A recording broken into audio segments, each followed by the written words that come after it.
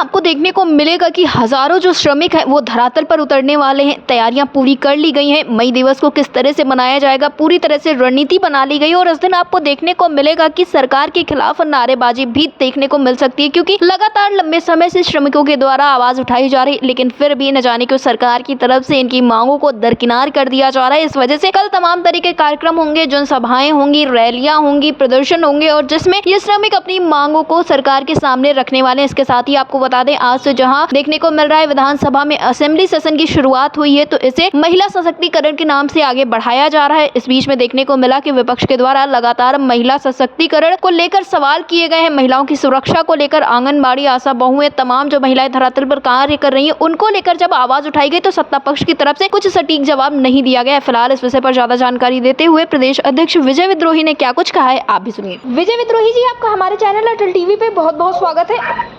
आभार आपका, नमस्कार। विजय विद्रोही जी, जैसा कि देखने को मिल रहा था कि लंबे वक्त से इंतजार किया जा रहा था 1 मई का, आखिरकार वो वक्त आने वाला है। कल तमाम जगह पर तमाम तरह के कार्यक्रम देखने को मिलेंगे, तो क्या कुछ तैयारियां हैं, किस तरह से कार्यक्रम की शुरुआत होगी? कल के दिन कर्मचारी किस तरह से धरातल पर उतरेंगे? कल का दिन ऐतिहासिक रूप से बहुत महत्वपूर्ण है और वर्तमान भारतीय परिस्थितियों में कल का दिन और महत्वपूर्ण हो गया है जी। जिस तरह से हमारी सैकड़ों वर्ष की विरासत को दिल्ली की मोदी सरकार ने और भाजपा नीति सरकारों ने मजदूरों से छीन लेने का काम किया है जी, और गुलामी की ओर ढकेलने के लिए पूंजीपति परस्त, कारपोरेट परस्त जो कानून बना करके और मजदूरों का एक तरह से गला दबाने का काम किया है।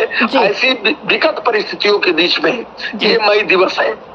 ये मई दिवस इस लिहाज से भी बहुत महत्वपूर्ण हो जाता है कि मोदी सरकार ने जैसे ही 4 श्रम संहिताएं लागू करने का ऐलान किया जी, पूरे देश के अंदर मजदूर आंदोलन में एक महाविस्फोट हुआ और उस महाविस्फोट को मनेसर से लेकर के निमराना से होते हुए आप नोएडा तक देख सकते हैं। लखनऊ में भी अगर आप देखें तो मदरसन की कंपनी में और तमाम जगहों में इस तरह के आंदोलन फूट पड़े और अभी भी वो आंदोलन लगातार बढ़ते जा रहे हैं और पूरे देश में वो आंदोलन एक दूसरे तरह का आयाम ग्रहण कर रहा है। सब जगह मजदूरों के बेहतर जीवन का सवाल, उनकी सामाजिक सुरक्षा का सवाल, उनके जो मौलिक अधिकार है, जो संवैधानिक अधिकार थी, उन अधिकारों की सुरक्षा का सवाल, ये प्रधान सवाल बन गया है और निश्चित तौर से मोदी सरकार और भाजपा ने अन्य राज्य सरकारें बहुत सख्ते में है और इसीलिए देखिए कि नोएडा के अंदर हो या मनेसर के अंदर हो, शांतिपूर्ण मजदूर आंदोलन को जो बात कर रहे थे कि 10 वर्ष से हमारी मजदूरी का रिविजन नहीं हुआ है, हमसे 12 घंटे काम लिया जा रहा है और हमें 10,000 रुपए दिए जा रहे हैं, हमसे जानवरों की तरह काम लिया जा रहा है, हमारा इंश्योरेंस नहीं है, हमारा ESI नहीं जमा हो रहा, हमारा प्रोविडेंट फंड नहीं जमा हो रहा है और कोई श्रम कानून यहाँ लागू नहीं है। इन सवालों को उठाने वाले मजदूरों को शांतिपूर्ण ढंग से प्रदर्शन नहीं करने दिया गया, धरना नहीं देने दिया गया। अभी सरकार रोज घोषणा कर रही है जी कि आपका ओवर टाइम का भी पैसा मिलेगा, आपका 25% ये भी बढ़ा दिया, अभी 50% ये भी बढ़ा दिया। ये मजदूर आंदोलन के संघर्ष के जरिए और उनके संघर्ष के जरिए ही ये हासिल हुआ है। तो मजदूरों में भी एक बात यही है कि उनकी एकता और संघर्ष एक रास्ता है। तो मई दिवस उन्हीं संघर्षों को याद करने की एक परिपाटी और परंपरा का हिस्सा है, जिसके ऐतिहासिक रूप से जिसमें हम लोग अपने पूर्वजों से सीखते हैं और संकल्प लेते हैं कि हम एक बेहतर जिंदगी की लड़ाई के लिए संगठित रहेंगे और अपने आंदोलनों को आगे बढ़ाएंगे और मुक्ति के रास्ते पर आगे बढ़ेंगे। तो निश्चित तौर से कल का दिन भारत में बहुत महत्वपूर्ण हो जाता है और ऐसे समय में जब सब कुछ छिन जाना और सब कुछ बचा लेना, इसके बीच की लड़ाई और द्वंद्व जारी है जी। विजय विद्रोही जी, जैसा कि आज 30 अप्रैल है और 30 अप्रैल से 6 मई तक आप लोगों का एक अन्य कार्यक्रम होना था आशा बहुओं को लेकर, तो क्या इस कार्यक्रम की शुरुआत हो चुकी है? निश्चित तौर से आज से लोगों ने नोटिस देने का सिलसिला शुरू कर दिया है और ये 6 तारीख तक चलेगा और 4 तारीख को विभिन्न जगहों में, जिला मुख्यालयों में भी लोग जाएंगे और नोटिस देंगे और 20 तारीख को एक जबरदस्त प्रदर्शन पूरे प्रदेश के अंदर करने की तैयारी हो रही है। और सरकार ने जो बीच में 6 फरवरी को वार्ता की और 9 फरवरी के बाद तीसरे चरण की वार्ता से सरकार एक तरह से मुकर गई है या मलिए सरकार उस बारे में कुछ कहना नहीं चाहती और उसमें बहुत सारे मसले थे जिन पे सहमति बनी थी। तो सरकार की इस वादा खिलाफी के खिलाफ पूरे प्रदेश में बहुत गुस्सा है जी और इस गुस्से को 20 तारीख को व्यक्त करेंगे लोग। अभी हम लोग तैयारी के सिलसिले में है, तो आज से जो है तमाम आशा वर्कर्स अपने अपने स्वास्थ्य केंद्रों में नोटिस देने के सिलसिले को शुरू कर रही है और ये अगले 6 तारीख तक जारी रहेगा। जी विजय विद्रोही जी, जैसा कि आज देखने को मिल रहा है उत्तर प्रदेश में असेंबली सेशन की शुरुआत होती है और इसको खास करके महिला सशक्तिकरण के ऊपर रखा जाता है। कहा जाता है कि ये जो विधानसभा सत्र चल रहा है ये महिला सशक्तिकरण को लेकर है। लगातार सुबह से ही देखने को मिल रहा है विपक्ष की तरफ से तमाम सवाल किए जा रहे हैं, लेकिन सत्ता पक्ष जवाब उस हिसाब से नहीं दे पा रहे। लौट फिर के वो सिर्फ उस बात पे आ रहा है कि विपक्ष की वजह से महिला आरक्षण बिल जो है वो पास नहीं हो पाया है। 33% की जो बात हुई थी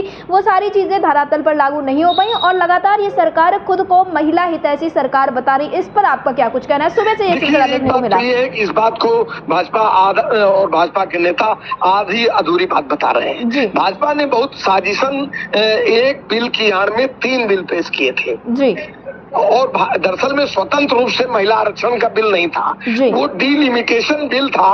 और डिलिमिटेशन बिल के पीछे उसमें उन्होंने कवर के लिए ये सेफ्टी गार्ड के रूप में उन्होंने महिला आरक्षण बिल को एक राजनीतिक गोट की तरह चला था जी। अब डिलिमिटेशन क्या था?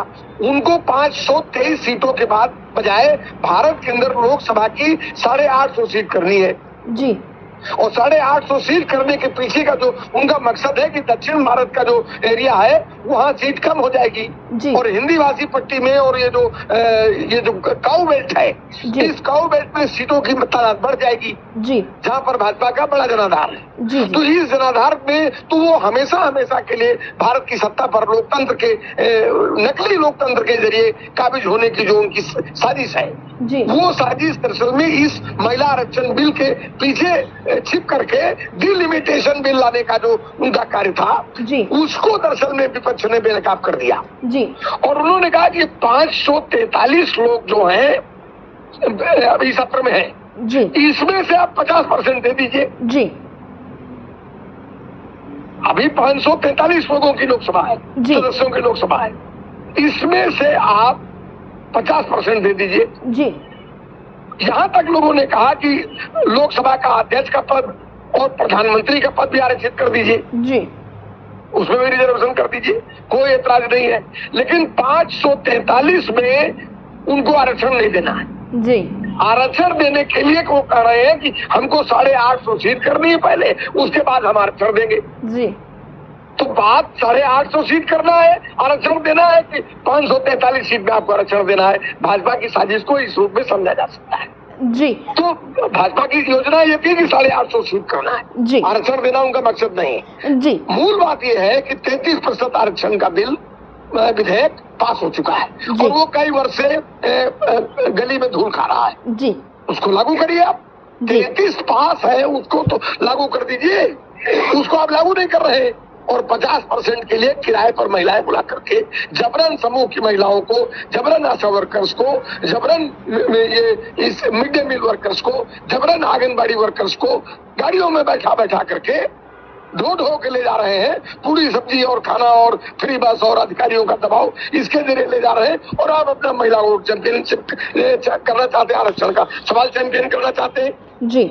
ये दरअसल में विपक्ष की थोड़ी सी विफलता है कि जिस तरह से भाजपा इसको इशू बना करके और महिलाओं के बीच में ये लाभ लेना चाहती है और अपने तमाम उस महिला विरोधी चरित्र को छुपाना चाहती है जी। जिस तरह से उन्होंने पूरे देश के अंदर 1 करोड़ से भी अधिक महिला स्कीम वर्कर्स के श्रम और सम्मान की लूट की है, जिस तरह से उन्होंने राम रहीम को बार पैरोल दी है और अभी अंतिम रूप से उनको जमानत मिल गई, यहाँ तक कि उनकी सजा माफ हो गई है रामचंद्र केस में, जिसमें 2 बच्चियों की हत्या और सैकड़ों लोगों के साथ रेप और एक पत्रकार की हत्या का मुकदमा था। जिस तरह से राम रहीम में इनको आसाराम बापू को इनके संरक्षण में बेल मिल गई, जिस तरह से सेंगर को इन्होंने बचाने का काम किया है, या जिस तरह से महिलाओं का रोज उत्पीड़न हो रहा है। अभी आप देख रही हैं गाजीपुर में एक बच्ची विश्वकर्मा बच्ची के साथ रेप हुआ है, हरदोई में एक रेप हुआ है, परसों प्रतापगढ़ में घर से उठा ले गए बच्ची के साथ रेप और हत्या हो गई। तो ये जो पूरा महिला सशक्तिकरण के नाम पर इनके भाजपा के 50 नेता, अभी आपने देखा होगा कि बांदा में या कहाँ हमीरपुर में या ललितपुर में कहीं एक प्रेस कॉन्फ्रेंस कर रही है एक महिला और वो बता रही है कि भाजपा के नेता क्या कर रहे हैं जी। तो इस तरह से ये जो इनका जो वास्तविक चेहरा है महिलाओं के बारे में जी, ये वही लोग हैं जो हिंदू कोड बिल जब आया तो इन्होंने उसका विरोध किया। महिलाओं को आजादी नहीं देना है, संविधान में वोट का अधिकार महिलाओं को नहीं देना है, उसके खिलाफ थे। महिलाओं के बाल विवाह के खिलाफ अंग्रेजों ने जब 11 साल की उम्र की तो इन्होंने सबसे ज्यादा विरोध किया। 12 साल की उम्र की गई, सबसे ज्यादा विरोध किया। उनकी एडल्टनेस का 18 साल का उम्र है, सबसे ज्यादा विरोध इन्होंने किया। तो ये सती प्रथा इनके एजेंडे में है। तो जब ये सती प्रथा से लेकर के बाल विवाह तक के ये जो है, अभी आप जानते हैं सबरीमाला का केस है केरल का, जहां पर ये कह रहे हैं कि महिलाओं का प्रवेश वर्जित है, महिलाएं वहां जा ही नहीं सकती, और ये मुकदमा लड़ रहे हैं, वहां लड़ रहे हैं, उसके लिए आंदोलन चला। तो महिला सशक्तिकरण इनका एक नारा है। महिलाओं को इन्होंने बाजार का सामान बना दिया, महिलाओं के श्रम की लूट की, उनके सम्मान की लूट की, और ये मुंह बचाने के लिए एक बड़ी कॉन्स्टिट्यूएंसी को एड्रेस करना चाहते हैं और अपनी तमाम नाकामियों को छुपाने के लिए ये महिलाओं का सवाल सामने ला रहे हैं। जी, विजय विद्रोही जी, अटल टीवी से जुड़ने के लिए धन्यवाद। आभार आपका।